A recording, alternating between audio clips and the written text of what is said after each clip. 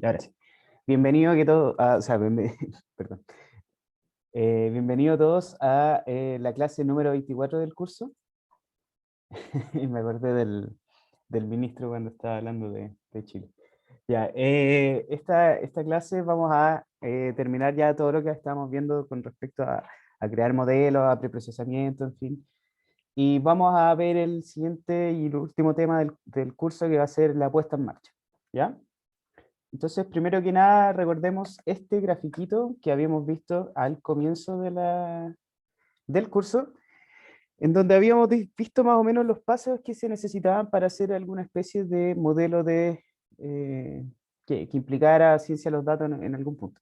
Entonces, lo primero que nada, teníamos que entender cuál era el problema que teníamos que resolver, después hacer la extracción de los datos desde su fuente, leer una base de datos, qué sé yo, limpieza y exploración de datos. Bueno, eso se autocontiene, el modelado con respecto también a todo el tema de preprocesar los datos, de prepararlos, de crear el modelo, de optimizar el modelo.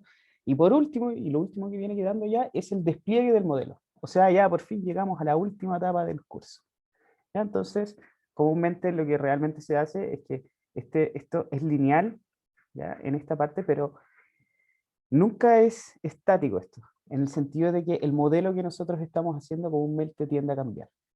Entonces, de nuevo, esto sería no una especie de como línea, sino que sería algo como un poquito más circular, donde todos estamos en presencia de ciertas iteraciones en donde estamos actualizando el modelo a medida que llegan nuevos datos y a medida que nuestro problema va cambiando. Pero este siempre es el flujo de una iteración en particular, o algo muy similar a lo que deberíamos estar acostumbrados para una iteración cualquiera. ¿Ya? Entonces, dicho esto, vamos a empezar con la última parte del curso. Y lo primero que nada quería preguntarles, aquí está mal escrito esto, bueno, espera. Quería preguntarles qué saben ustedes acerca de esta como carrera de Machine Learning Engineering y en general de todas estas cosas que saben acá. ¿Quién me podría decir algo al respecto de esto?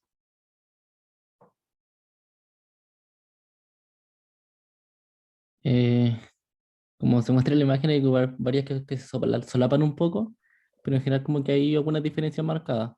Como el Machine Learning Engineer ya también podría implementar modelos en producción. Data Science no tanto así, es quizá un poco más académico, más de insights. Analítica, o sea, Data Analytics ya muy insight. No desarrolla modelos y ese tipo de cosas. Ingeniero de datos, prepara los datos para el uso de los otros cargos, pero también procesa datos. Y el DevOps, ahí me pillo. Ya, estoy súper bien. Ya, Jonathan acá también en el chat nos dice que se dividen en experto de datos, experto de modelos y experto de puestas en producción. Ya, sí, todo lo que ustedes están diciendo es efectivamente lo que estamos viendo en este gráfico. Ya, vamos por partes. El Data Analytics simplemente toma los datos, los resume y prepara informes de eso. Es simplemente analizar una gran cantidad de datos y entregar conclusiones. Data Science es como lo anterior, pero es un poquito más complejo en el sentido de que se empiezan a crear modelos ya con intenciones predictivas. ¿Ya? Y en general, este ya tiene que tener un poquito más grande de conocimiento de matemática, de estadística. Vamos ahora a la parte de Data Engineering. ¿Ya? Este es el que está encargado de modelar el flujo de datos. O sea, es decir, monitorea las bases de datos, eh, monitorea cómo se hacen las extracciones de datos, quién tiene permiso, en fin, todo lo relacionado a los datos que se van a usar para crear estos modelos. ¿Ya? El DevOps es el que está encargado en gran parte de hacer el despliegue de los modelos que crea el Data Scientist. ¿Ya? Y por último, el Backend Engineering es el que va a hacer los servicios. ¿Ya? O sea, va a tomar estos modelos y va a subirlos a la web, en el caso de que ustedes estén haciendo un servicio web, y va a generar las interfaces con las que nosotros nos vamos a poder comunicar con el modelo que estamos creando. Ya, y el Machine Learning Engineering es como en realidad la combinación de todas estas cosas. Ya sabe un poquito de hacer modelos, sabe un poquito de modelar los datos en base de datos, quizás en infraestructura distribuida, sabe de despliegue de la aplicación y sabe también de hacer aplicación. Entonces la idea sería que no solamente nos quedáramos con ser data scientist, bueno, en el caso de los que están interesados quizá un poquito más en investigación, puede que les interese quedarse aquí solamente, ¿ya? Pero en el caso general, si es que ustedes esto van a usar para el resto de sus vidas, también es importante tener nociones de todas estas otras áreas que tenemos en esta parte de acá, ¿ya? Y aquí dice, es una quimera, Jonathan dice que es un Machine Learning Engineer, una quimera. Sí, o sea, este es como el típico chiste de eh, necesito un recién egresado con 500 años de experiencia que sepa usar todas las tecnologías del universo. Este es el sujeto que están buscando, ¿ya? Y Un obviamente, full stack ahí. claro, aquí tienen que, o sea, por ejemplo, acá, esto implica, por ejemplo, saber Scikit, saber Python, este de acá tienen que saber SQL, tienen que saber Hadoop, Spark, este de acá tiene que haber alguna vez trabajado con Amazon, que yo lo encuentro, o con Azure, o con Google Cloud, o la plataforma de despliegue que vayan a usar, y es súper complicado eso, porque imagínense, en la universidad no se ve ninguna plataforma en particular de despliegue porque unas son pagadas, son propietarias y son de empresa, entonces no pueden verse tampoco como tal. Y no hay tampoco como una estructura así como estandarizada para que todos lleguen y la ocupen y, no sé, como que use cierto framework y después lo pueda usar en cualquier red, o sea, perdón, en cualquier nube. Existen algunas alternativas que quizás vamos a ver, no les prometo nada, pero en principio no es así, sino que cada una de las nubes de cada proveedor funciona de forma distinta. Ya, y aquí esto tiene que saber servidores, tiene que saber Django, tiene que saber Flask, FastAPI y otras cosas. Y entonces es una combinación de muchas cosas que necesitan mucha experiencia y pareciera que en muy poco tiempo. Ya, entonces, y lo último que había estado viendo, bueno, esta página está bastante buena para distinguir como los perfiles, y lo último que veía dentro de esta página de acá era los sueldos. Ya como que en algún momento siempre los profes muestran como un gráfico de los sueldos del data scientist y como que empiezan a aumentar y explotan y todo el cuento. Y la tendencia ha sido todo lo contrario. Como que ahora ya no están pagando tanto porque hay más gente ahí. Si recuerdan microeconomía, como que la oferta-demanda se ajusta, qué sé yo. Y como hay más oferta, disminuye el precio. Ya, pero esto después ahora hay pocos de estos. Entonces, si quieren, también pueden especializarse un poquito más en todas las otras herramientas que están como alrededor también de data science. ¿Ya? Para ver el sueldo en Chile, recomiendo Get On Board, es ¿Ya? una donde se publican empleos tecnológicos y hay una parte que se llama Get On Board Insights, donde muestran los sueldos de los diferentes cargos tecnológicos en Chile. Creo que no es la de Insight ese. Hay que poner en Google ¿Ya? directo Get On Board Insights. Y es Ah, qué súper bueno bueno. para ver cómo a nivel nacional Qué bueno, ¿no? cómo se está moviendo. De hecho, a nivel latinoamericano, porque están en dólares también. Qué fantástico esto. Publican empleos como Así voy a saber en Latinoamérica. cuánto puedo cobrar. Ya, Bueno. entonces, esto no era publicidad pagada, y estoy seguro que María no trabaja ahí. Ya, pero en fin, igual No, hay no, ojalá. ojalá. Claro, y entonces ya tenemos todos estos perfiles diferenciados. Entonces, ahora ya sabiendo lo que hace cada uno, en realidad lo que nos gustaría es como intentar saber un poquito más de este perfil de acá, porque ya hemos estudiado bastante este otro de acá. Ya, entonces lo primero que vamos a ver para esto va a ser la puesta en marcha.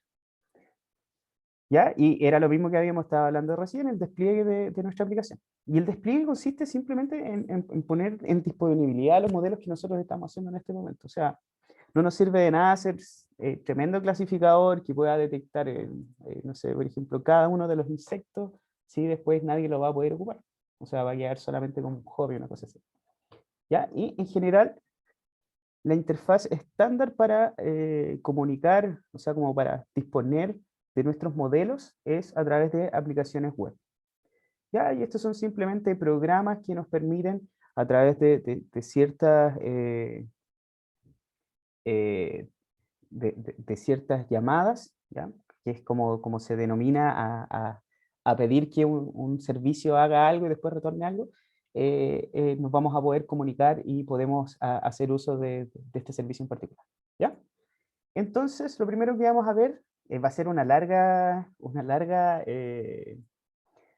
pasada hasta que lleguemos realmente a programar en esta clase, porque hay harto que entender en la práctica.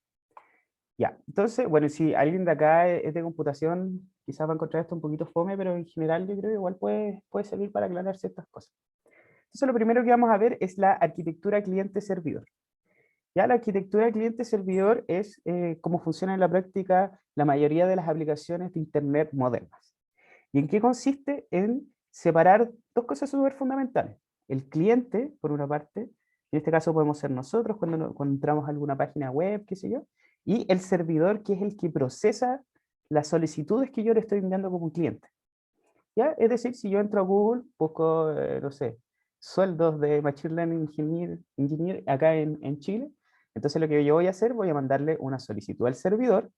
El servidor va a procesar esto, va a ir, no sé, a unas bases de datos gigantescas, va a retornar los resultados y después me va a retornar el resultado. ¿Ya? Fíjense que aquí el cliente se simboliza con distintas cosas porque pueden haber muchos clientes conectados al mismo tiempo al servidor. ¿Ya? Un ejemplo también entretenido puede ser el tema del recomendador de series de Netflix. Ya cuando uno entra a Netflix, uno ve las series favoritas o series recomendadas por Netflix, y lo que hace uno simplemente es hacer un llamado a Netflix. Netflix genera una lista de las recomendaciones y después las retorna al dispositivo de donde nosotros estamos hablando. ¿Ya? Y Internet se comporta en la práctica muy de esta forma. Hay gente que me podrá decir, bueno, y los microservicios, en fin, pero los microservicios son servicios muy específicos, muy especializados, pero que funcionan de la misma manera, en que hay un cliente que solicita información, el servidor procesa, saca la información y vuelve de nuevo al cliente. ¿Ya? Tal cual, así simplemente. Ya, entonces, bueno, aquí en general ya dijimos la mayoría de las características de los clientes, que inicia solicitudes y espera respuestas desde algún servidor. Ya, y esto puede hacer a través de una interfaz de programación de aplicaciones, o API en inglés, que ya lo habíamos visto en algún momento, o una interfaz gráfica como por ejemplo el navegador, o si en el caso que ustedes juegan, pueden hacer microtransacciones adentro, que ese es como el ruedo del siglo, y ustedes lo que hacen realmente ahí es estar eh, comunicándose con el servidor de pagos del juego. Pero también puede haber otro servidor que es el que maneja realmente el juego y en fin. ¿Ya? Entonces, esa es la pega del cliente, y la pega del servidor es responder todo lo que el cliente quiera. Por más idiota que sea, siempre tiene que estar ahí contestándole las distintas respuestas. ¿Ya? Y la idea es que obviamente pueden aceptar varias solicitudes de distintos clientes a la vez. Ya. ¿Dudas hasta acá?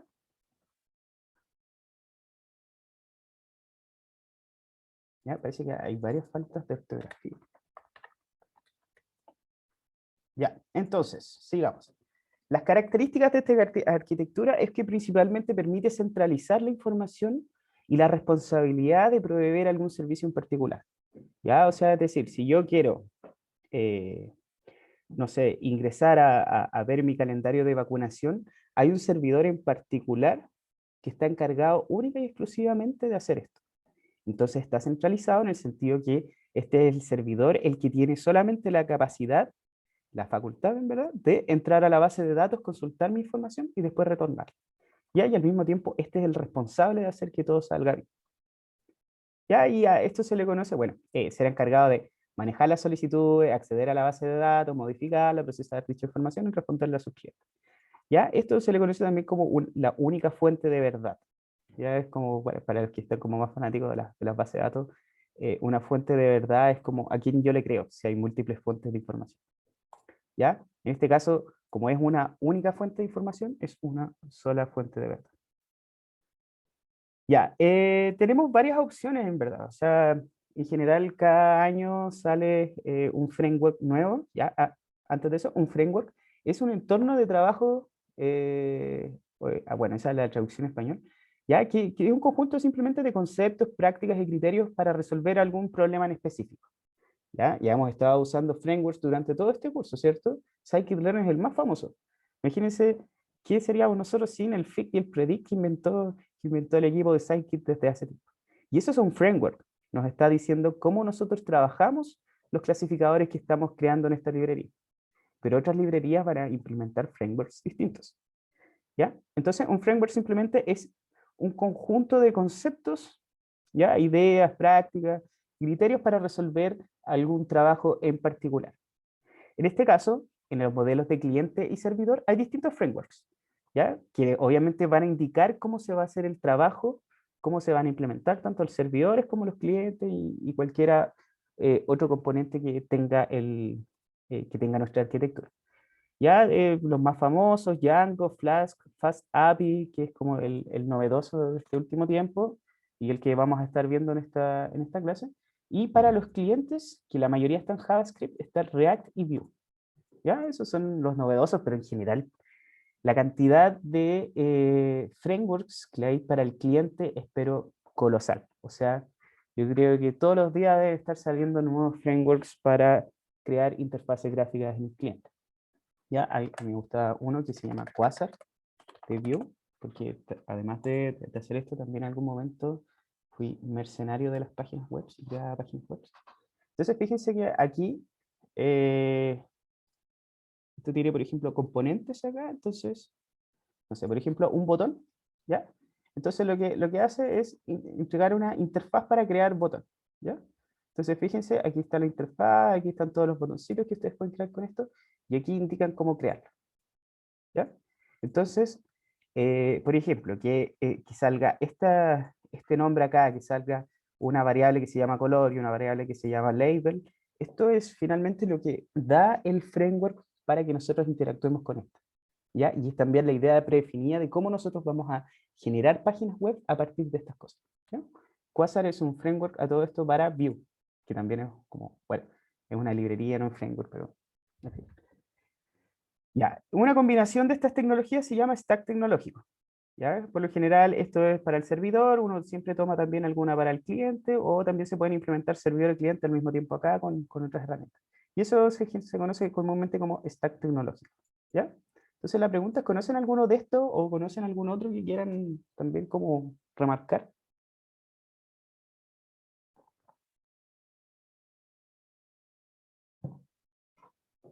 Solamente hacen data science ustedes. Material UI de React. Sí, yo también lo he ocupado, es súper bueno ese también. Tiene mucha gente. Ese es como hacer los componentes de Android en general para cualquier aplicación que usted quiera. Ya, aquí el comentario asustado de Víctor, vamos a tener que hacer páginas web, frontend y cosas así. No, no, no, no, no. O sea, en algún momento vamos a ver Dutch, que es una aplicación para hacer dashboards, que es simplemente para mostrar datos de forma sencilla, que sería, no sé si la próxima clase. Ya que vamos a tener que ver un poco de programación de frontend, pero en general no vamos a profundizar en eso. ¿Ya? Benjamín dice Node, Node.js, sí, también, ese es un servidor, ¿ya? Y de hecho, FastAPI es muy, muy, muy similar a ese en particular. ¿Ya? Bueno, si quieren ver Bueno, la gracia de esto, a todo esto es que están en Python, ¿ya? Estos son JavaScript y no los vamos a tocar en este momento, pero estos son Python, así que ustedes lo pueden comparar más adelante, y aquí hay unas buenas comparaciones entre qué usar y cuál usar. ¿Ya? Entonces, pregunta qué es una API, ya lo habíamos visto antes en el curso. Swift, preguntan qué es. Swift me parece mucho que es un lenguaje de programación. No sé si alguien me corrige, alguien que esté... Ah, sí, es un lenguaje de programación. ¿Ya? Debe traer además herramientas para crear interfaces, por ejemplo, en fin, pero pareciera que es un lenguaje simplemente de programación. ¿Ya? Ya, entonces seguimos. ¿Qué es una API? Mejor vamos al tiro a ver qué era la API. Y ya lo habíamos visto, me parece mucho en el curso en algún momento. No me acuerdo en qué clase la fui a buscar y no la voy a encontrar, pero me acuerdo que lo vimos en algún momento. ¿Ya? La API o interfaz de programación de aplicaciones o Application Programming Interface es simplemente todas las funciones que tiene una librería, ¿ya? Para que nosotros podamos usarla. Es tan simple como eso. Entonces la librería Pandas, que nos da todas estas facilidades eh, para hacer procesamiento de datos muy, muy, muy sencillo, da muchas funciones que nosotros podemos usar. Por ejemplo, teníamos este describe que nos generaba un resumen de todos los datos, tenía zoom, count, y en fin. tenía muchas funciones y cada una de esas funciones pertenecen a la API que expone Pandas para que nosotros podamos interactuar en ellas. Ya, esto es súper simple, no es nada más que eso. En el caso de Internet, también se llaman APIs, ¿ya? O también otras veces se conocen como endpoints, y estas APIs de Internet nos permiten comunicarnos con distintos servicios, con distintos servidores o aplicaciones que estén en la web disponible, ¿ya?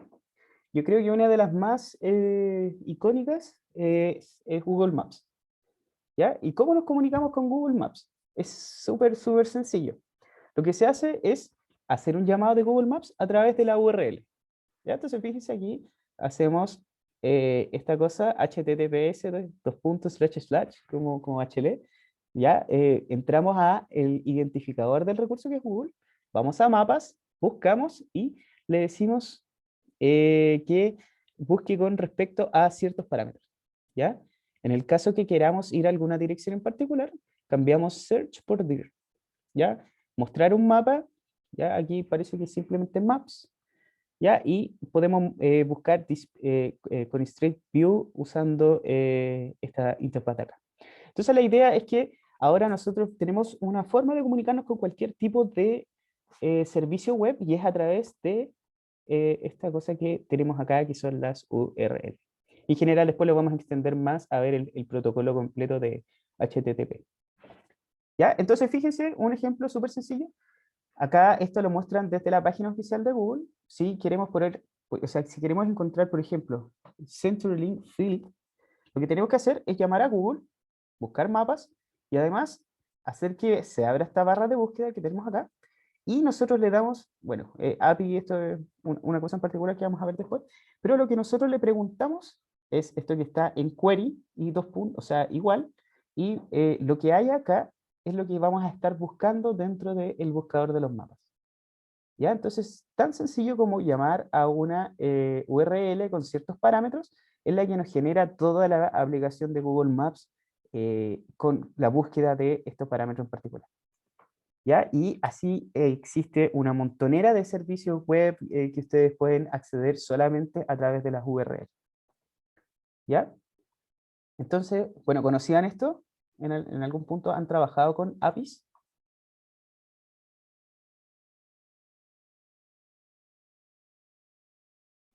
En el ramo de visualización de datos que usamos una API para rescatar datos de los servidores para después visualizarlos en la página. Disculpa, te escuché un poquito lejos. No sé si te puedes acercar un poquito más al micrófono. ¿Ahora sí? Sí, ahí sí.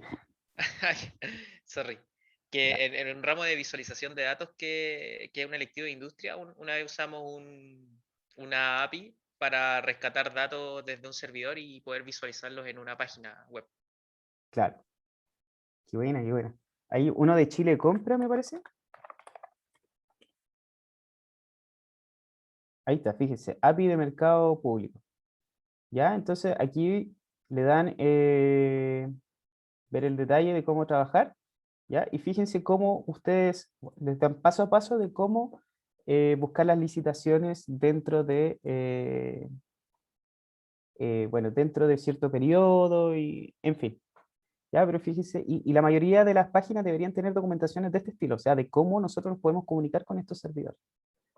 ¿Ya? Jonathan dice, levantar una API, usar una API para sacar datos de predicción del tiempo. Sí, también es bien común. ¿Ya? Y en general uno también siempre puede acceder a cualquier página web usando directamente las APIs, sin necesidad siquiera de pasar entre medio de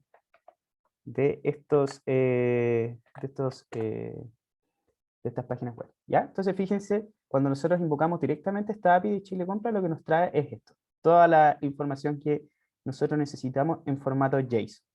¿Ya? El formato JSON es súper sencillo, es lo mismo que el dict el diccionario de Python. ¿Ya? Así que no se asusten con esto. Pero en general es tan sencillo como esto. ¿Ya? Entonces, estas son todas las cosas que nos permiten a nosotros comunicarnos con las aplicaciones web que están que ofrecen algún servicio en particular. ¿Ya? Entonces, ahora vamos más específico a esto. Bueno, ¿alguna duda con esto antes de que sigamos avanzando?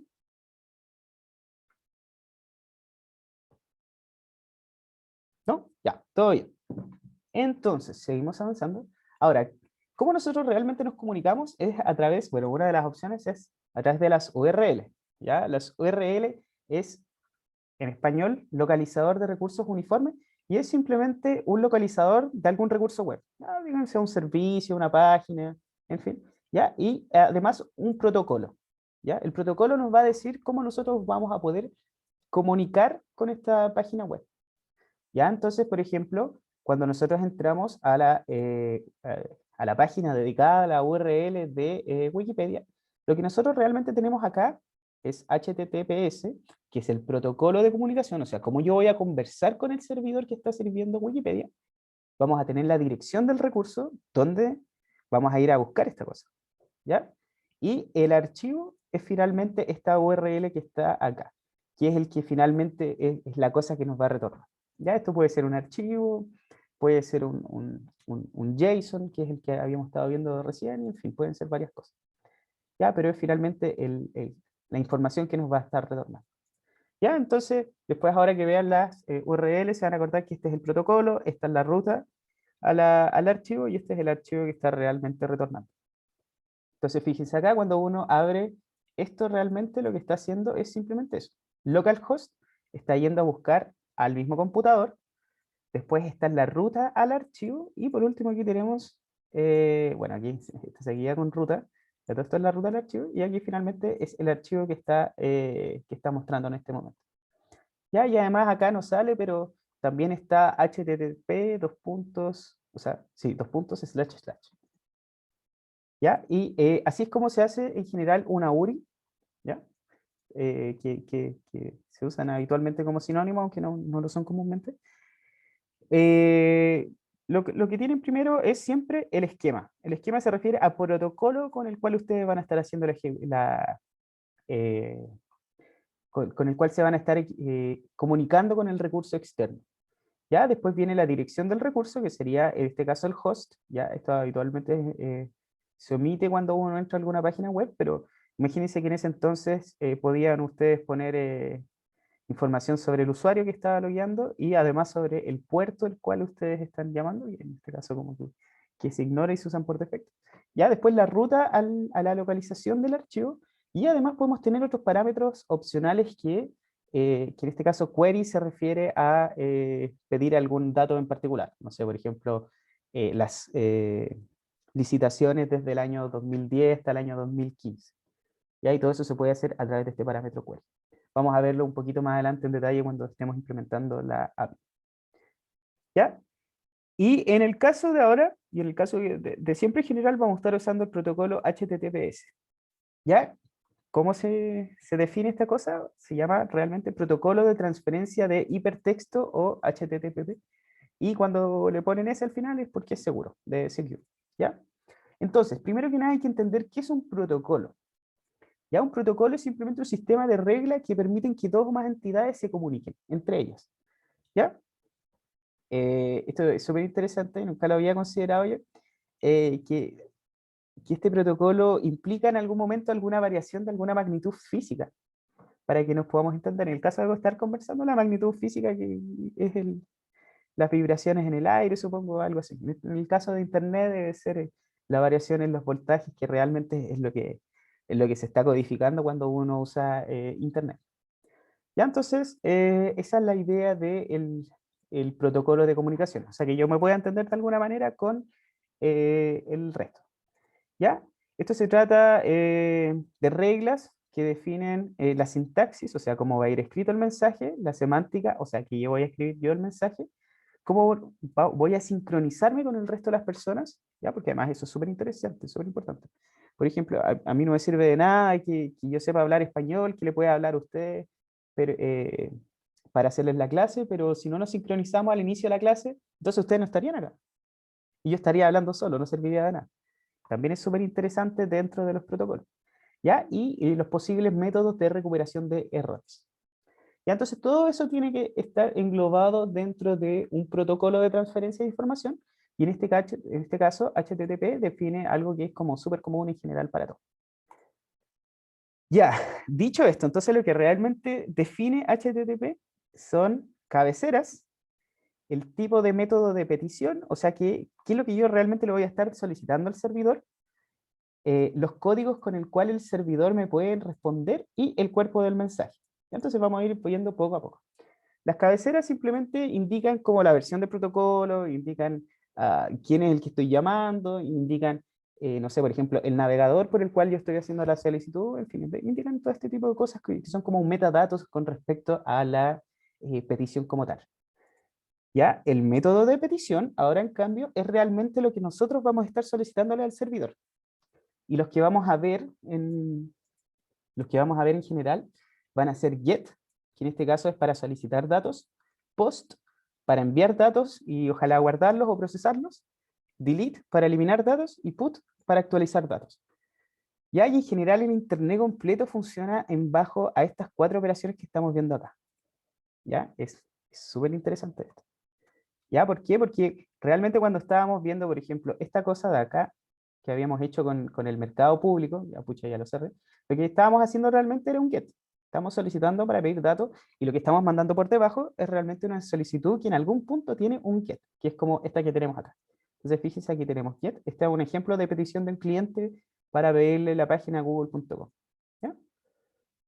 O example, me parece. Sí. ¿Ya? Entonces aquí fíjense que dice cuál es el tipo de petición que vamos a hacer, y además dice algunas otras cosas con respecto al servicio. Ya, entonces después, cuando el servidor me responde con algún código. ¿Ya? Y esto ustedes los conocen mucho, ¿cierto? El 404, el típico dolor de cabeza cuando uno encuentra las cosas. ¿Ya? Hay una cosa muy chistosa aquí, muy buena, y es como los códigos de errores en gato. ¿Ya? Entonces, o sea, más que código de error, es código de respuesta. Ya los códigos 100 indican que el procesor, o sea, el servidor recibió sus datos y está procesándolo simplemente. ¿Ya? Entonces, por ejemplo, a mí me siento todo processing. ¿Ya? Y sale un gato enojado, así con una cosa de carga. ¿Ya? Los códigos 200 son los códigos que retorna el servidor cuando salió todo bien. ¿Ya? Entonces, por ejemplo, comúnmente retornan 200. Cuando uno visita Instagram, por ejemplo, cuando uno visita alguna página de noticias, viene en la respuesta la página obviamente de noticias, y además viene este código 200 incluido diciendo que todo salió súper bien. Ya, 201 por ejemplo creado, 202 aceptado, en fin, ¿ya? En fin, ¿ya? Entonces los 300 son como códigos de redirección, que es en el caso de que la página no se encuentre y que nos manda para cualquier otro lado. Entonces, por ejemplo, aquí dice permanentemente movido, ¿ya? O sea, es decir, ya no se encuentra la página en ese lugar, no sé. Y, en fin, temporalmente redirigido, permanentemente redirigido, no sé qué será esta cosa. ¿Ya? Los 400 indican errores del cliente. Ya, por ejemplo, aquí, bad request. Qué bola este gatito. Ya. Eso significa que nosotros formulamos mal la petición. O sea, es decir, estamos pidiéndole peras cuando en realidad pedía manzana. ¿Ya? 401 no autorizado, 402 requiere pago, ojalá que nunca les toque un código de ese estilo, 403 prohibido y 405 método no autorizado. Ojalá que esto no salga a la luz pública y no me funan después, chicos. ¿Ya? Y en fin, así sucesivamente. Entonces, y por último tenemos los 500. Fíjense que aquí hay bastante 400, ¿ya? Porque hay muchas posibilidades de que nosotros cometamos errores en el momento de hacer una solicitud a algún servidor en particular. Ya, imagínense, este era una, creo que es una broma, porque la gente parece que es muy chistosa la gente que hace esto, y este supongo que también. Ya, y por último tenemos los 500 que son los errores del servidor. ¿Ya? En este caso, por ejemplo, puede retornar no implementado, ¿ya? Y que en el caso de que nosotros estamos llamando algún servicio que no existe, o puede ser, no sé, por ejemplo, límite de ancho de banda excedido, en el caso de que nosotros veamos muchas solicitudes al mismo tiempo. Y entonces esta es la idea de esta página, es que no se olviden de qué se tratan lo pueden visitar ahí, de qué se tratan los códigos de respuesta de los HTML con gatitos. ¿Ya? Y por último tenemos, ahora sí retomemos el cuerpo del mensaje. Ya, recapitulemos. Entonces tenemos cabeceras, tenemos el método de petición, los códigos de respuesta y el cuerpo del mensaje. Entonces, al pedir un ejemplo, ya lo que vamos a, o sea, una página de ejemplo, por ejemplo, example.com, lo que vamos a hacer es pedir hacer un get al index de la página y decirle algunos metadatos con respecto a la conexión, y después la respuesta del servidor va a ser esto, 200 y OK. ¿Ya? Entonces fíjense, aquí nos retornó este mensaje de error y una descripción, o sea, de respuesta, y una descripción de la respuesta. ¿Ya? Y además, en el cuerpo del mensaje nos retornó realmente la página web, que es la que nosotros queremos ver. ¿Ya? Y este dice que es una página web y que la interprete como una página web como tal. ¿Ya? Así que esto es simplemente HTML. Es un protocolo, es como nosotros vamos a conversar con un servidor. ¿Ya? ¿Está todo bien hasta acá? ¿Sabían respecto a esto o es novedad? ¿Sabían de los gatos?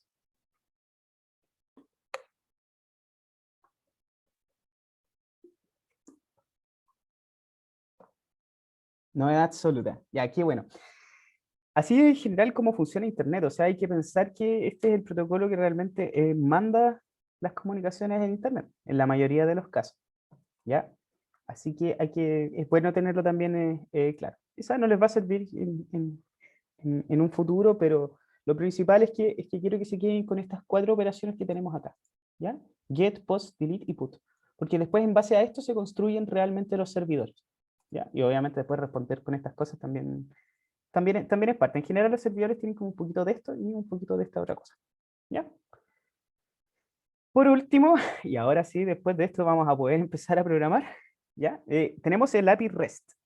¿Ya? El API REST, ¿ya? O transferencia de estado representacional, o esa cosa en inglés, ¿ya? Es finalmente la recapitulación de todo lo que habíamos visto hasta este momento. ¿Ya? Entonces es realmente como un conjunto de principios por el cual se diseña la mayoría de las aplicaciones web. Entonces lo que dice es un protocolo cliente-servidor sin estado como HTTP. Sin estado se refiere a que no es necesario que nosotros tengamos información anterior para poder comunicarnos con un servidor en particular, ¿ya? Sino que toda la información va contenida acá adentro. Fíjense esto. Todo está contenido acá.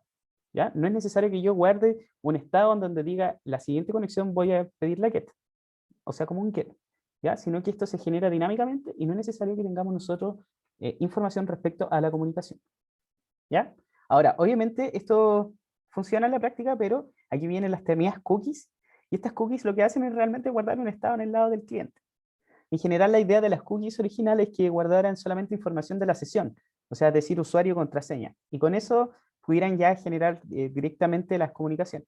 Pero obviamente después se tergiversó y empezaron a usar cookies como para monitorear nuestro estado y las veces que visitamos una página, en fin.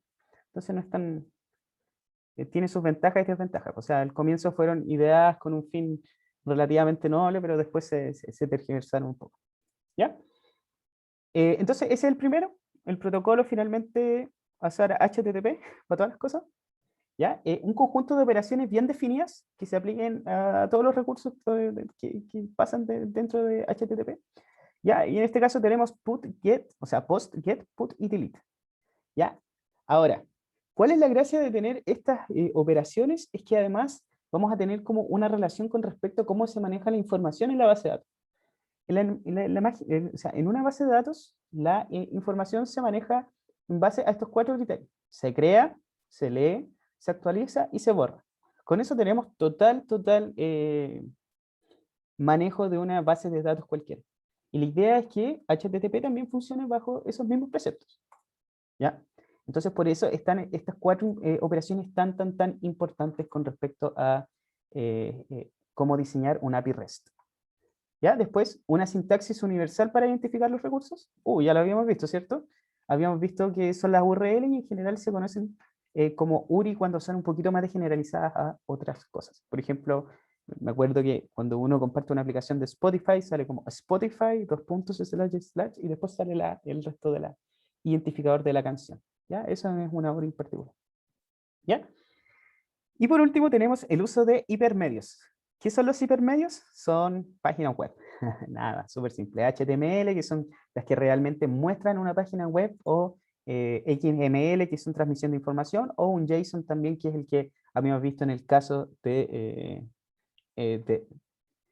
Chile Compra, ¿ya? Donde teníamos como un diccionario de información con estructura ya de valor. Entonces, en base a estos cuatro principios, nosotros tenemos que crear un servidor para que la aplicación sea robusta, sea confiable, pueda crecer y en fin.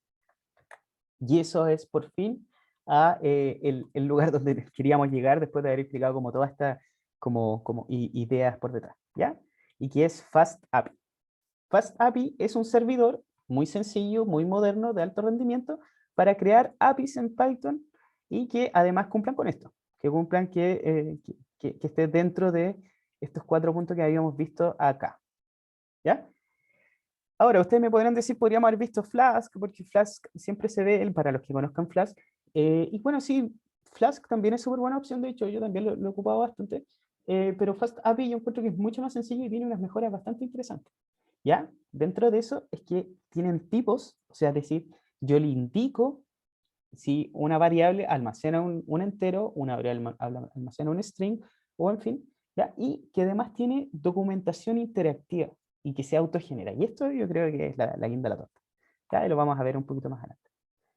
Ya, entonces, ahora sí, vamos a la programación. Por fin vamos a ver código. Sí. Entonces lo primero que vamos a ver van a ser los tipos en Python. Para esto quiero que ahora cambiemos un poquito a al editor de texto que tengo acá. Avísenme si lo ven. ¿Lo pueden ver o no? Sí, Sí. ¿Sí? Ya, ok. Ya, entonces aquí nosotros vamos a generar una función que se llama unir nombre. ¿Ya? Fíjense que tiene 2 parámetros, primer nombre y tiene apellido. Entonces, ¿qué deberíamos hacer nosotros? Unirla nomás, ¿cierto? Primer nombre más apellido. Ya, en este momento, si Python ejecutara esto, lo que haría sería que entrega algún parámetro acá, que nosotros no conocemos, entrega otro parámetro acá, que no conocemos, y lo que va a intentar hacer, va a intentar sumar esto. Entonces, unir nombre de, no sé, Juanito y Pérez, ¿funcionaría? La respuesta es sí. Lo que va a entregar esto es Juanito Pérez. Pero, unir nombre de 1 y 2 ¿va a funcionar? Sí, también va a funcionar, pero va a entregar 3. Y no va a hacer lo que nosotros queremos, ¿ya? Y de hecho, hay unas cosas que se llaman linters, en general, que se pueden usar en cualquier editor de texto, que lo que hacen es indicar si existen errores en el código, ¿ya? Errores que se pueden ver en el momento que uno está programando. Acá no hay ningún error, porque esto de acá es tan válido como esta otra cosa de acá. Vamos a redefinir esta función y vamos a ponerle tipos. Vamos a indicarle de qué tipo de datos son cada uno de los parámetros. ¿Cómo hacemos esto? 2 puntos y le ponemos el tipo de dato del primer argumento, string. Ponemos 2 puntos acá en apellido y ponemos el tipo de dato del segundo, ahí, string también, y este le vamos a poner unir nombre 2. Entonces vamos a hacer la función unir nombre 2 que recibe el primer nombre, que es un string, y el segundo nombre, que es un string. Y ahora fíjense, vamos a invocar lo mismo, y ahora vamos a invocar 1 y 2. Y debería entregarme un error. Entonces fíjense acá que me tira un error, me dice el argumento 1, unir nombre 2, tiene un tipo incompatible. O sea, yo le entregué un entero cuando en realidad lo que esperaba era un string. ¿Ya? Entonces, fantástico. Esa es la idea. Tan simple como eso. Que nos diga errores en la ejecución a medida que nosotros le vamos poniendo tipos a las cosas. Vamos a hacer ahora otro ejemplo más. En este caso de acá, además vamos a ponerle la edad. ¿Ya? Entonces aquí lo que deberíamos retornar es también edad. ¿Ya? Entonces, si nosotros vamos a ejecutar esto, ponemos Juanito Pérez, y además ponemos la edad en el tercer puesto, que sería una cosa así como este estilo. Ya, acá, ¿esto está bien? Si yo sumo directamente edad aquí, si sumo 3, o sea, incluso lo podemos hacer aquí.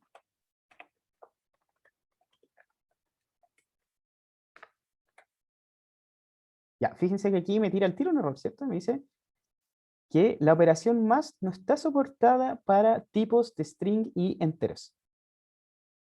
Entonces, fíjense que aquí ya tenemos un problema porque nos está diciendo que nosotros podemos unir strings con enteros. Entonces, ¿cuál es la idea? Y ahora vamos a hacer unir nombre 4. Es que ahora le pongamos también el tipo a edad. Y al tiro nos va a entregar un error acá en edad. Fíjense que aquí nos dice al tiro, ya, edad no es compatible con esta operación, así que lo que tenemos que hacer es transformarlo a un tipo de dato string. Y con eso ya debería dejar de tener problemas. ¿Ya? Entonces fíjense cómo funciona el tipado en Python. Así, súper sencillo, no es un tipado que se ejecuta en el tiempo de ejecución, sino que es un tipado que se ejecuta dentro de, mientras uno está programando. ¿Ya? Jonathan me había respondido en algún punto, muchas gracias. Ya, entonces, eso es principalmente la idea de los tipos, que nosotros digamos, esta variable contiene cierto tipo de datos. Y que después podemos comprobar errores y otras cosas.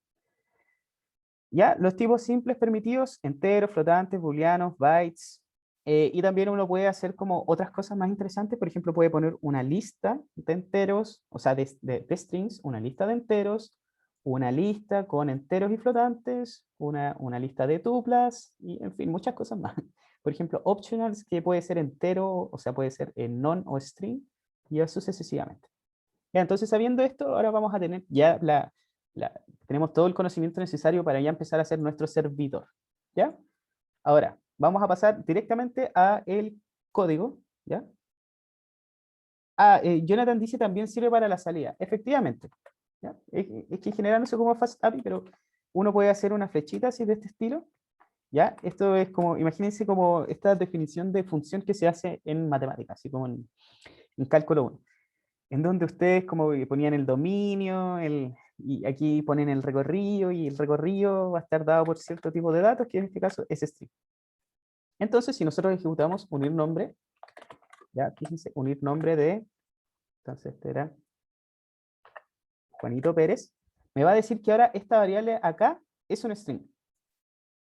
Fíjense que esto lo interpretó a partir de la definición de la función. Dijo, ya, si yo ejecuto esta función, y me dicen que esta función va a retornar un string, entonces, de seguro, la variable a va a contener eventualmente un string. ¿Ya? Así que esa es la idea de esto. Y obviamente si nosotros hacemos algún retorno medio extraño, por ejemplo, 1, también nos va a retar.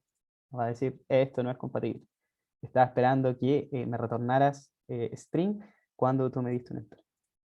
Entonces, esta es la idea, puede reducir mucho la cantidad de códigos, de errores que se generan dentro de Python. ¿Ya? Seguimos. Entonces, con esta celda de acá, ustedes pueden instalar FastAPI, pero también lo pueden ejecutar desde el terminal. ¿Ya? Pip install FastAPI, y aquí le ponen como los corchetitos y all. ¿Ya? Entonces, ya. Veamos esto al tiro, antes de que empecemos. ¿Ya? Antes de empezar con el servidor, que lo hemos pateado ya prácticamente toda la clase, lo que vamos a hacer un pequeño clasificador de ejemplo. Este clasificador de ejemplo va a clasificar en base al largo y ancho del pétalo y del sépalo estos tres tipos de flores. Ya, yo creo que la mayoría ya la ha visto en algún momento este dataset, es muy famoso, muy conocido, 50 ejemplos de cada una de las clases, y la idea es que a partir de estas características físicas de las plantas podamos identificar si es esta o si es esta otra de acá. ¿Ya? Setosa, versicolor y virgínica. ¿Ya? Entonces scikit-learn es tan conocido este dataset que incluso lo trae dentro de un módulo que se llama datasets. Uno lo puede cargar así, y aquí están los datos, fíjense que son estas 4 columnas, ¿ya? Del sépalo y del pétalo, y además lo que vamos a tener van a ser las clases en esta variable y que tenemos acá. ¿Qué vamos a hacer? Vamos a entrenar un clasificador gaussiano, o sea, naive Bayes gaussiano, ¿ya? Vamos a separar obviamente esta típica train test split, vamos a separar el 30% de entrenamiento, 70% de prueba, vamos a entrenar nuestro clasificador y vamos a predecir y después vamos a evaluar. ¿Ya? Fíjense que el clasificador bayesiano le va espectacular. ¿Ya? Entonces la idea sería que ahora nosotros generemos un servicio al cual podamos consultar este clasificador con los datos, obviamente, con datos de ejemplo, y que después nosotros podamos, que el servidor obviamente nos responda algo, nos responda a la clase, o un batch de clases, en fin, si es que le pasamos varias datas al mismo tiempo. Ya, la persistencia de los modelos en scikit-learn es extremadamente sencilla. Persistencia de modelo me refiero simplemente a guardar. Sí, una palabra bonita para decir eso. Entonces lo que hacemos es hacer dump del modelo, ¿ya? Para esto usamos la librería joblib, ¿ya? Importamos dump, ¿ya? Y dump lo que hace es toma un clasificador de scikit-learn, un nombre de archivo y lo guarda.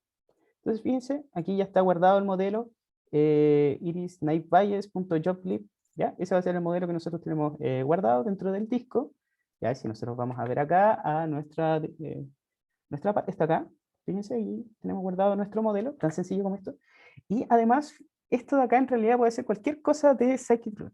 Puede ser un pipeline extremadamente largo, extremadamente complejo, con 500 variables, 500 transformaciones distintas, lo va a poder guardar, lo va a poder serializar de forma muy, muy, muy sencilla, y después dentro del servidor lo vamos a poder cargar con esta función load. Tan sencillo como eso. ¿Ya? Entonces, fíjense que acá ya cargamos.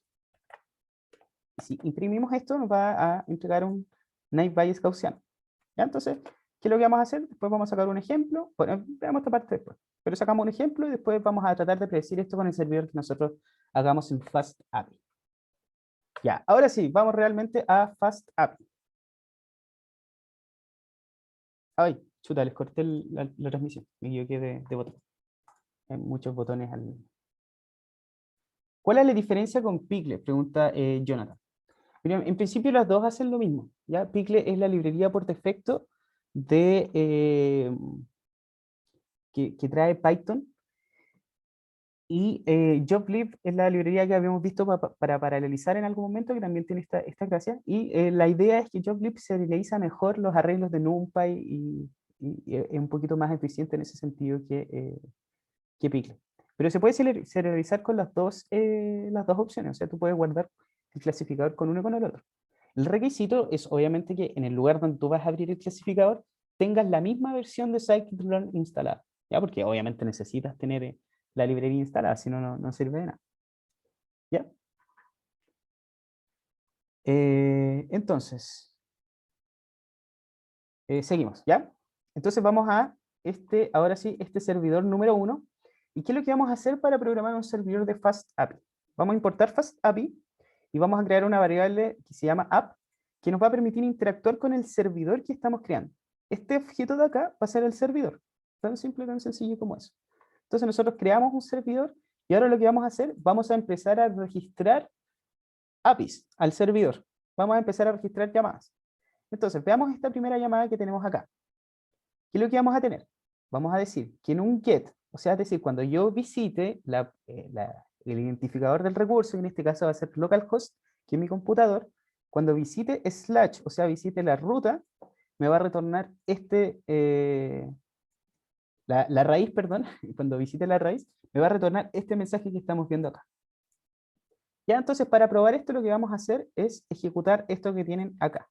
Ubicorn main1, main-1, 2.app, y con este parámetro reload que estamos viendo acá. Ejecutemos. Ya, fíjense entonces, aquí ya estamos ejecutando nuestro servidor. Ya, aquí está corriendo en esta dirección en particular acá, y si nosotros vamos a visitarlo a nuestro navegador, va a retornarnos lo que nosotros estamos entregando al otro lado, ¿cierto? Que sería este mensaje de acá, hola a todos. Ya hay unas caritas felices. Ya, fíjense la simpleza de crear servidores usando FastAPI. ¿Qué es lo que tuvimos que hacer? Definir una función, asociarle esta función a una ruta en particular. Fíjense que ese / es esto, es localhost /. Tan simple como eso, tan simple y sencillo como eso. Y aquí nos va a retornar esta acción que nosotros estamos pidiendo. ¿Ya? Entonces fíjense, nada más que esto. Ahora, bueno, ¿alguna duda con esto? Antes de que sigamos avanzando. No sé si ustedes habían visto cómo se ejecutaban servidores antes, si hay algo distinto, no sé, si han usado Flask. Flask igual es un poquito más distinto, pero no es tan distinto tampoco.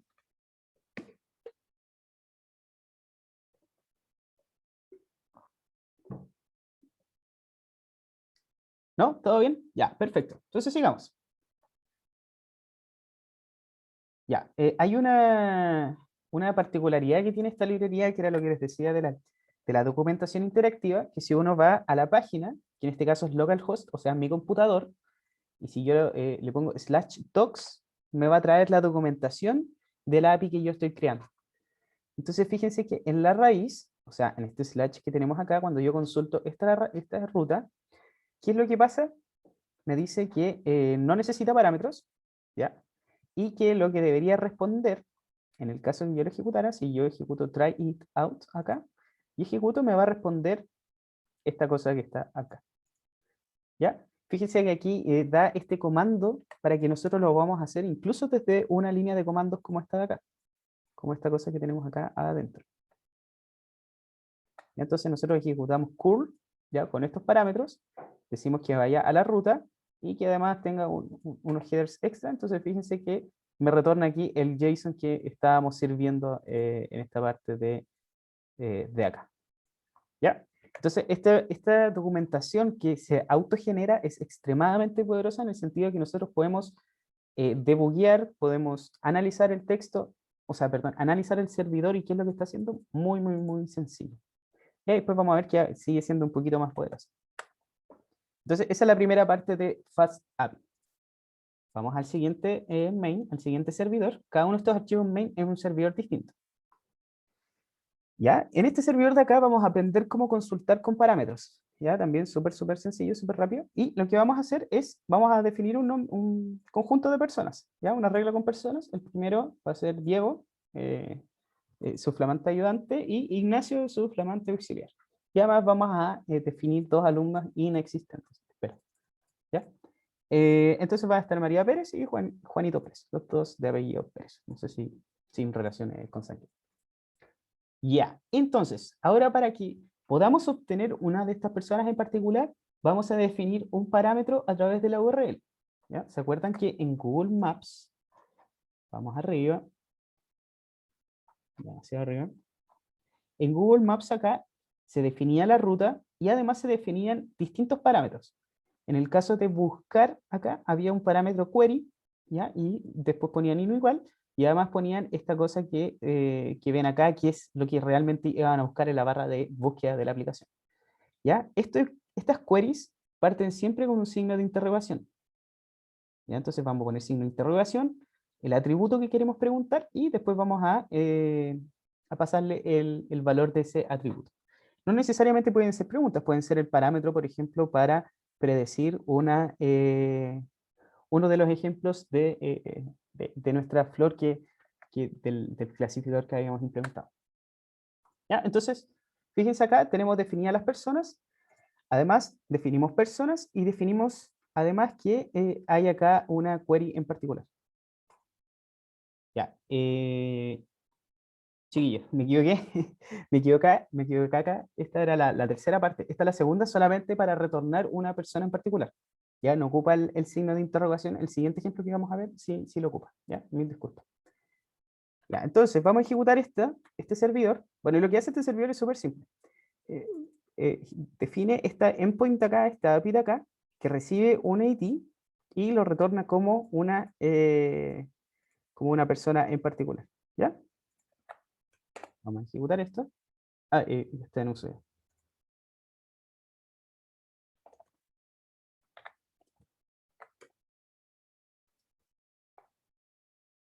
¿Ya? Ahora me dice not found porque ahora la dirección es /personas /ids. ¿Ya? Entonces vamos a poner /personas /1 para traer a nuestro auxiliar.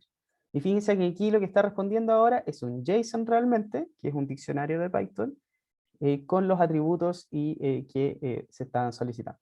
Entonces fíjense, aquí ya hicimos nuestra primera consulta, /personas /1. ¿Ya? Ahora vamos a al tercer ejemplo. ¿Ya? Miren, fíjense que acá nosotros tuvimos que, bueno, todo lo que recibe por defecto es string. ¿Ya? Si ustedes le agregan el tipo acá y le dicen que lo que voy a estar esperando acá es un entero en vez de un string, FastAPI va a transformar automáticamente este ID y lo va a dejar como un entero de forma automática. ¿Ya? Entonces después no vamos a tener que hacer esta conversión de tipos que estamos haciendo acá con esta función int, sino que vamos a poder llamar directamente a sí. ¿Ya? Entonces, ese es uno de los detalles y por eso es que FastAPI era interesante también ver los tipos de Python, porque FastAPI funciona con los tipos. ¿Ya? Y vamos ahora sí al ejemplo 3, que es el de nuestro clasificador. ¿Ya? ¿Alguna duda hasta acá, hasta el momento, con lo que hemos visto?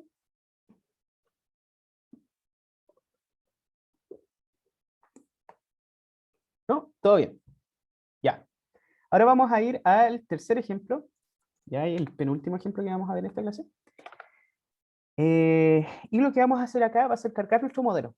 ¿Ya? Y ahora se viene interesante, porque ahora sí, por fin, después de toda esta clase, vamos a ver realmente algo que, que les puede servir, realmente va a ser un despliegue de una aplicación. Entonces, ¿qué es lo que vamos a hacer? Vamos a cargar el modelo a partir de este archivo, que era el Iris Night Bias, que tenemos acá, .jobclip. Ya, lo vamos a cargar y lo vamos a almacenar en esta variable que está acá. ¿Qué vamos a hacer además? Vamos a definir un endpoint, una API, que va a predecir esto a partir de la ruta iris. ¿Ya? O sea, es decir, si yo voy acá al navegador y pongo /iris, ¿ya? Y después algo más que vamos a ver ahora sí, lo que va a hacer es va a ejecutar el clasificador con los parámetros que le vamos a entregar acá a esto. Ya que en este sería sepalLength 6.3, sepalWidth 2.8 y petalLength 5.1 y petalWidth 1.5. ¿Ya? Entonces, fíjense lo que va a pasar. Vamos a recibir todos estos parámetros, sepalLength, sepalWidth, petalLength, petalWidth, que son los atributos de nuestro clasificador. Lo vamos a agregar todos a un arreglo. Vamos a predecir con el clasificador que entrenamos en el notebook y ahora lo estamos ocupando acá. Vamos a hacer gnb.predict de los atributos. Ya fíjense que acá lo agregamos a un arreglo porque Scikit por defecto espera que le pasemos no un ejemplo, sino que varios ejemplos al mismo tiempo. ¿Ya? Y después retornamos la predicción. Ya la predicción realmente, también como la salida va a ser una predicción de varios ejemplos, entregamos solamente el primero que sería un 0. O sea que sería el que está en el índice 0 de acá. ¿Ya? Ejecutemos entonces este ejemplo de acá. Vamos a ver qué es lo que tenemos. Not found. ¿Ya? Not found porque necesitamos encontrar el lugar en donde tenemos que hacer la consulta. Aquí les adjunté, en esta parte de acá, una consulta válida. ¿Ya? Es decir, vamos a ir a /iris y fíjense, ahora vamos a empezar el signo de interrogación y le vamos a empezar a pasar los parámetros. Sepal_length y los parámetros después se separan con un ampersand. ¿Ya? Y después vienen los siguientes parámetros, después el siguiente parámetro y el siguiente parámetro. ¿Ya? Entonces ejecutemos esto, veamos lo que pasa. Vamos acá, ejecutamos esta cosa y nos dice, fantástico, la predicción es que el ejemplo que nosotros estamos pasando es un versicolor. ¿Ya?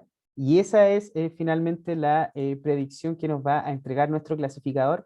Y fíjense que además ahora ya no es solamente el clasificador, sino que además de eso, adicionalmente a eso, es también parte de un servidor. ¿Ya? Todo muy sencillo. Imagínense, hicimos un servidor en 4 o 5 líneas. Ya, como ya estamos pasados el tiempo, vamos a dejar el ejemplo 4 que usaba algo que, bueno, usaba el body, que era otra parte que habíamos visto antes. Vamos a dejarlo para verlo después, ¿ya? Pero en principio funciona muy de forma muy similar, que sería este ejemplo de acá.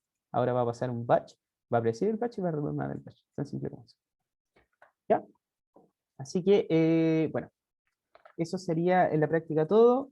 Una última cosita, cuando ustedes van a la documentación, de nuevo, fíjense que acá ahora sale el predictor de iris y que además, lo encachado de esto, lo simpático de esto es que si nosotros lo intentamos probar, podemos darle los parámetros personalizados aquí. ¿Ya? Entonces aquí podemos ponerle 1.2, aquí no sé, 5.5, 0.1 y 0.0001. Y podemos ejecutarlos y nos va a retornar la predicción en base a nuestros datos. ¿Ya? Entonces, esa sería la gracia de FastAPI. Muy sencilla de hacer un servidor y al mismo tiempo la documentación también es muy sencilla y interactiva. Así que eso sería la clase de hoy día. No sé si tienen dudas, preguntas. Profe, yo tengo una duda. Sí, cuéntame. Por ejemplo, si tuviera ya aplicando un modelo, por ejemplo, en ese modelo, antes del modelo, o sea, subo un pipeline, y en ese pipeline antes quizás se eliminaba outlier. ¿Y qué pasa si yo estuviera con una API y llegar a un outlier. ¿Qué se recomienda en ese caso? Ya. Mira, por lo general, no sé si te acuerdas de la clase de Scikit de Outliers. Sí, sí. Existen en verdad, o sea, de outliers en que usamos Scikit eso, que en realidad existen dos tipos de detectores de outliers, ¿ya? Uno que detecta los outliers en los datos de entrenamiento, y el otro que se llama Novelty Detection, que detecta los datos cuando son nuevos, ¿ya? Y detecta ahí en ese momento que son outliers. Entonces lo recomendable en ese caso es que tú uses un pipeline en donde tú tengas una transformación que te permita saber si un dato es o no es outlier antes de siquiera ejecutar una clasificación con esto. ¿Ya? Entonces, estos de acá comúnmente son también como predictores que son un poquito más difíciles de ocupar. Y en ese caso lo que podrías hacer es, acá, antes de importar el modelo, por ejemplo, en este caso si es en pipeline, ¿ya? También podrías importar el detector de outliers o de novelties, que es como los outliers. Ya, entonces aquí tienes algo, no sé, una cosa así.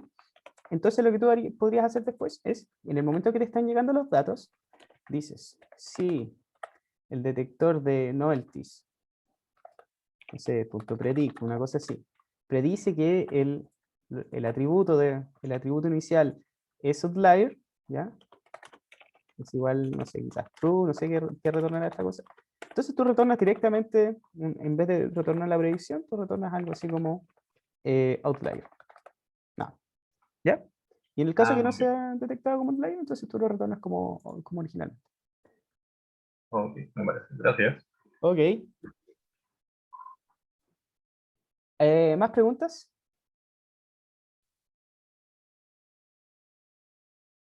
Profe, yo tengo una duda también. No Cuéntame. me quedó muy claro cuándo había que usar el signo de interrogación para entrar parámetros y cuándo se podía usar como el corchete. Ya. Mira, vamos al servidor 2. Chuta. Al servidor 2 que tenemos acá. Cuando tú tienes slash personas, slash corchetes, por ejemplo, acá, y tú pasas un identificador, lo que estás haciendo es, piensa en la ruta, en el directorio, en los directorios cuando tú vas acá. Por ejemplo, si yo pongo acá el directorio, lo que me debería salir es, nada, no, me sale el directorio como tal, ¿ya? Fíjate que lo que va a aparecer debería aparecer algo de este estilo en el que me señale esta parte de acá. Eso tú lo haces con un slash y después la ruta del archivo. Finalmente es como una ruta de un archivo en particular. ¿Ya? Cuando tú haces después, por ejemplo, en el ejemplo número 3, que es el que teníamos acá, cuando tú haces slash ruta, ya estás diciendo que vas a ir a visitar esta ruta en particular. Y cuando tú haces el signo de interrogación, lo que estás diciendo, ahora vienen parámetros que yo te voy a entregar para que tú me retornes un resultado en particular. No es ya un archivo, sino que es un parámetro para que me retornes un archivo personalizado. Y en este caso de acá, los parámetros que tú vas a retornar son sepal length, o sea, los que tú le vas a entregar para que después se procese, sepal length, sepal width, petal length y petal width. ¿Ya? No sé Ah, ya. si se entiende. Y al poner la interrogación, entonces como que ya se asume que esos son los parámetros de la función que está definiendo para Claro, esa URL. claro, así es. ¿Ya? Ya, súper. Ahora, Ahí me quedó claro. Sí. ya, ok, gracias. O sea, qué bueno, qué bueno que te haya quedado claro.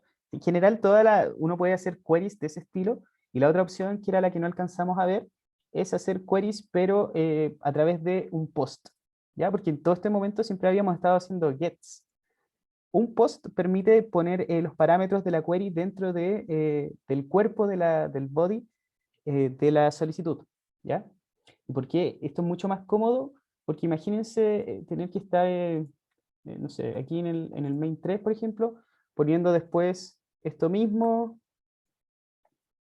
y después tiene que seguir, no sé, otra cosa así, después otra cosa así, y así, y así. Y si quieren poner, por ejemplo, 20 ejemplos, habría que generar una URL con esos 20 ejemplos, no es algo que es cómodo, ¿ya? Hay unas alternativas también, en que uno puede poner como unos arreglos acá, una cosa así. Ya después tú puedes interpretar esos arreglos, pero tampoco es la mejor solución.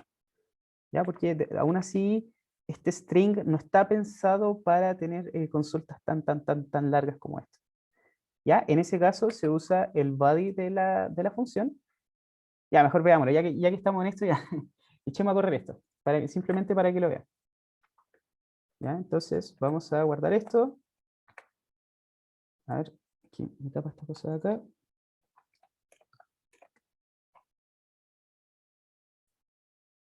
Ya, entonces vamos a ver la documentación. Fíjense que la documentación ahora tenemos estas dos llamas. El predictor del iris, que era el que tenía todos estos parámetros dentro de la URL, que nosotros le podíamos configurar.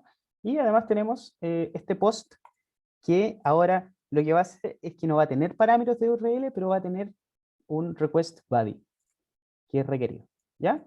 Entonces aquí, ¿qué lo vamos a entregar? Le vamos a entregar los ejemplos. Entreguémosle 10 ejemplos, que son estos 10 ejemplos que están acá. Copiamos. Ya, pegamos este lado acá y ejecutamos. Entonces fíjense lo que nos respondió. Nos responde todas las predicciones que habíamos estado dando para este batch en particular de datos. ¿Ya? Y todo eso es a través del body. No es a través de los parámetros de la URL como tal. ¿Ya? Así que esa es la idea. Profe, pero ahí usted tiene que irse al docs sí o sí para como ponerlo en el body o cómo lo hace sin ir al docs. Y aquí es más complicado. Claro, porque aquí ya no ocupas la URL como tal, sino que es una solicitud dentro de esto. Es algo como de este estilo. Mira. Acá. Es esta parte de acá. De la respuesta del servidor. En este caso, nosotros le estamos mandando un body que sería esto. Esta cosa que tenemos contenida acá. ¿Ya? Entonces, en este caso, lo pueden hacer de la documentación. ¿Ya?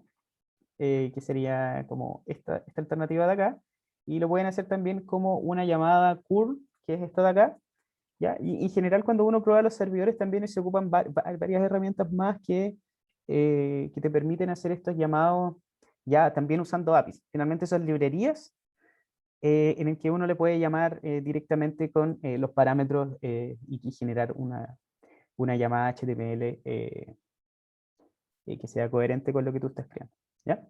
Pero sí, no hay forma directa o hasta donde yo sé, de agregar dentro de la URL una llamada por body. O sea, digo, un cuerpo. ¿Ya?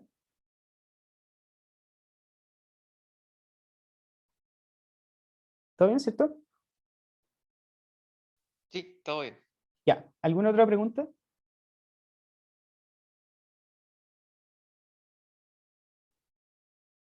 ¿No? Ya. Entonces dejamos la clase hoy día hasta acá. Así que voy a pausar esto y